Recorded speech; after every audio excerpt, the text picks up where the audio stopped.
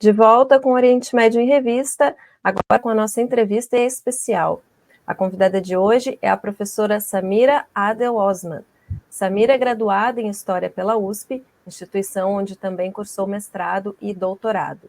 Ela é docente em História da Ásia na Unifesp e concentra suas pesquisas em temas do Oriente Médio, islamismo e diáspora árabe.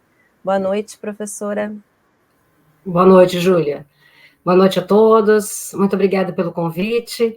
É um prazer estar aqui com vocês, participando desse programa. Eu estou acompanhando aqui nos bastidores e achei as pautas, os temas e o debate muito interessante. Então, já parabenizo a oportunidade, o programa como um todo e a oportunidade de estar aqui compartilhando com vocês esse momento. Obrigada, professora. O prazer é nosso em recebê-la aqui. Eu dou início, então, a essa conversa te perguntando quais as maiores dificuldades dos estudos de história contemporânea da Ásia, em especial dos países de maioria islâmica, e se a academia brasileira costuma estudar e acompanhar, por exemplo, países da Ásia Central. Bom, Júlia, essa pergunta é muito importante, né? Porque nos coloca na questão dos nossos interesses, né? De estudos, interesses acadêmicos, né?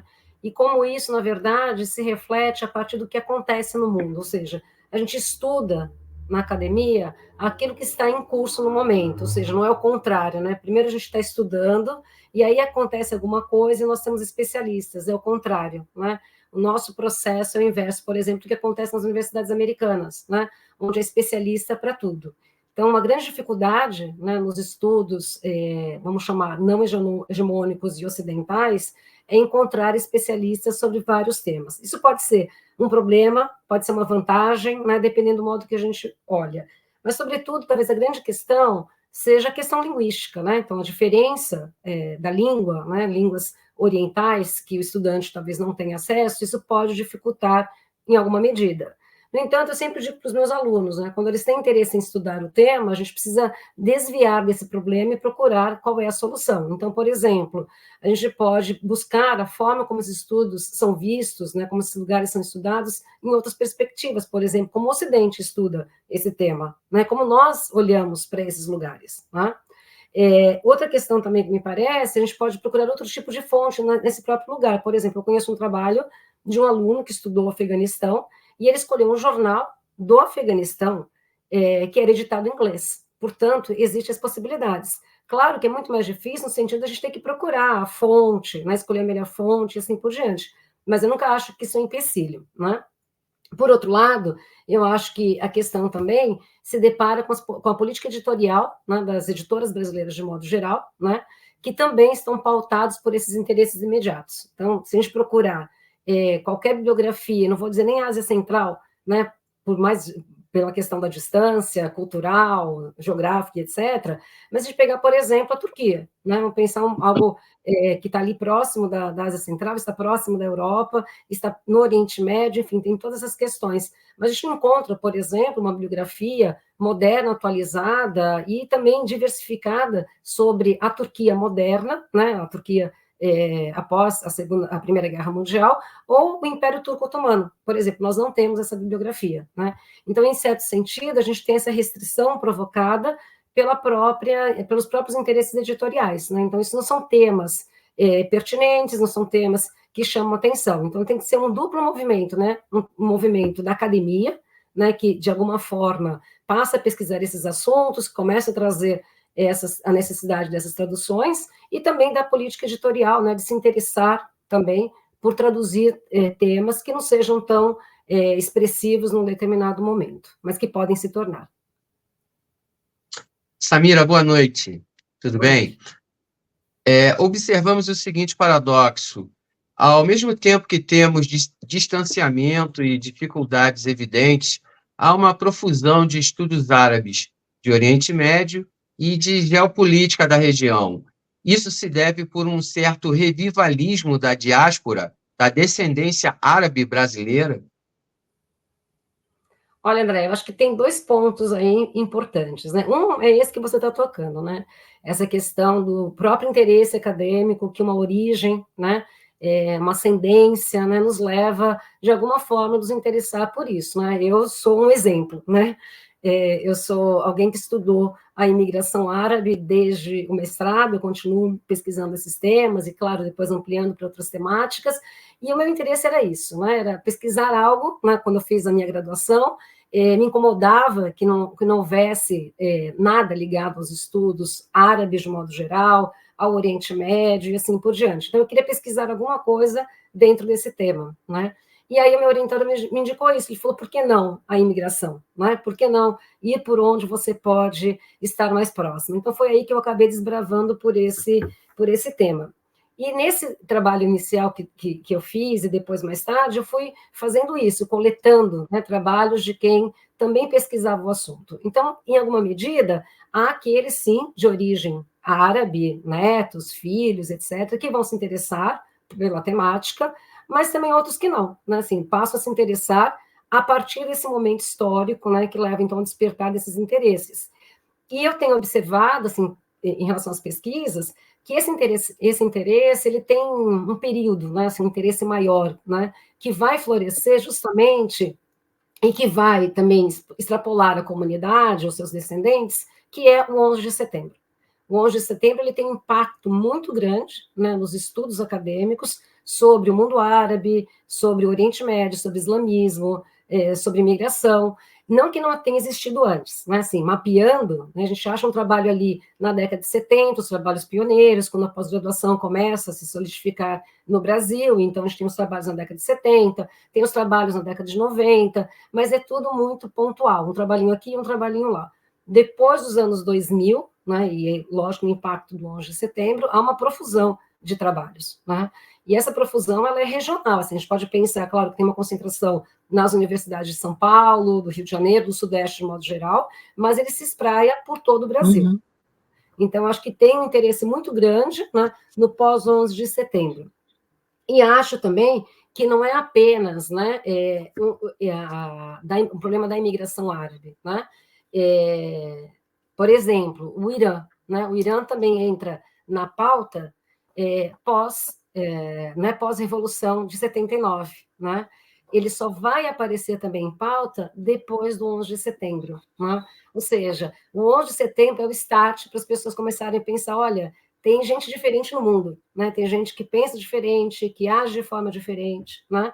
Que não faz parte deste mundo que nós vivemos. Então, daí o interesse por esses temas. Assim, só para pensar um pouco numericamente, entre os anos, esse período, os anos 2000, né? Sobre a imigração árabe, por exemplo, em torno de uns 130, 120 trabalhos sobre o tema. Uhum. Sobre o Irã, 80 trabalhos. Né? Então, se a gente somar tudo isso, pensar que esse crescimento é depois dos anos 2000, né? Isso significa muita coisa, né? Significa que passa a ter interesse acadêmico, mas a partir deste olhar provocado pelo 11 de setembro. Né?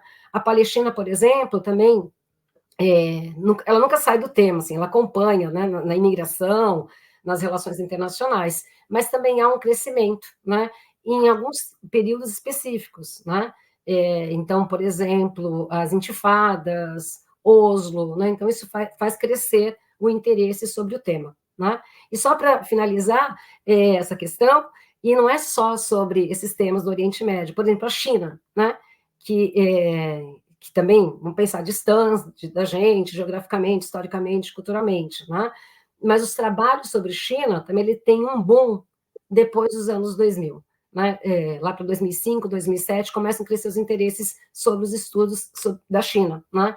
Então, vejam que isso é muito pontual, dependendo do momento histórico. Né? Então, provavelmente, o 7 de outubro terá um impacto, né, em relação aos estudos acadêmicos. Eu acredito que maiores estudos sobre a questão palestina, sobre os palestinos, e mesmo sobre o Oriente Médio de modo geral, possa crescer a partir daí. Professora, boa noite. Eu teria uma última pergunta, mas vão ser duas, porque a audiência chegou nos colocando algo que a gente se pergunta o tempo inteiro, né? Então, professora Samira, primeira pergunta, depois eu tenho mais uma da questão historiográfica. É possível afirmar que o sionismo está vivendo uma crise? Eu vou adandar. Quiçá uma crise de legitimidade? Mas a tua opinião, fica à vontade. Bom, eu espero que ele esteja em crise, que esteja doente, né? e que ele morra, né? É o meu desejo sincero, né? Porque não é o sionismo ligado à existência do Estado de Israel, não é isso que eu estou dizendo, né? Eu estou dizendo sobre o sionismo, né? Na forma como ele tem agido, né? Em relação aos palestinos, né? E eu acho que ele está em crise, né? Eu acho que eu acompanhei a fala do Bruno aí durante o programa, né? E eu acho que é uma crise mundial no sentido de que se antes do discurso hegemônico, né, sobre o sionismo, a gente não podia criticar Israel, né, a gente não podia falar nada que se fosse, né, aquela ideia do antissemitismo, né, criticar o Estado de Israel é ser antissemita, né, criticar a política israelense em relação aos palestinos era ser antissemita. Eu acho que isso caiu por terra, né, depois do 7 de outubro, no sentido de que a ação israelense extrapolou, né, qualquer justificativa de defesa, de revide e assim por diante, né? Então, o meu desejo pessoal, né, é que sim, ele esteja em crise, mas uma crise que não permita recuperação. Perfeito. Agora sim, a última pergunta, voltando um pouco para técnicas historiográficas, talvez seja uma pergunta diletante, mas é de curioso. No trabalho de história e memória, é possível utilizar técnicas além da memória, também objetos, fotografias, uma espécie de antropologia visual da memória da diáspora? Tem tecnicalidade para isso? Para construir uma narrativa histórica da diáspora a partir de objetos e memória dos núcleos familiares? Olha, Bruno, tem um debate, né, sobre o tema, mas também há muitos trabalhos, né, relacionados ao que nós chamamos de objetos biográficos, né, que é justamente aquilo que a gente faz para, vamos chamar assim, ativar a memória, né? Pode ser uma fotografia, né? Pode ser um objeto no sentido, né, de uma bandeira, uma flâmula, uma roupa, né? Algo que leve, né, a pessoa a refletir sobre aquele momento, né, sobre aquilo que ela viveu, né, aquilo que ela tem como referência de família e assim por diante. Né? Agora, hoje, quando a gente pensa em estudos migratórios, a gente está preocupado também muito sobre isso, né, as questões de memória e identidade. Né? Nos estudos antes dos anos 2000, os estudos sobre imigração estavam mais preocupados, vamos dizer assim, de contar uma história, né? O imigrante saiu do seu lugar, ele chegou aqui, ele trabalhou e tal, e se inseriu na sociedade. Hoje a gente pensa numa outra forma, né? É muito mais a história do imigrante do que a história da imigração apenas. Ou seja, o que essa pessoa, né, ao sair do seu lugar de origem, o que ela deixa, né?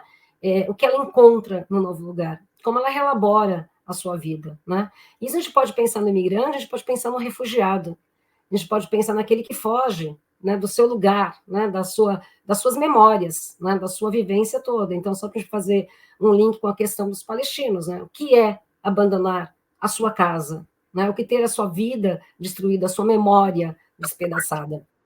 Como é que é possível retomar isso, apesar do trauma? Né? Então, quais são os objetos biográficos, quais são os elementos que podem reativar essa memória? Né? Porque, além do trauma, né, a memória é importante porque ela nos leva a dizer o que nós somos. Né? Então, isso é importante também a gente sempre retomar. Né? Então, a memória não pode ser apenas o trauma, ela também pode significar muitas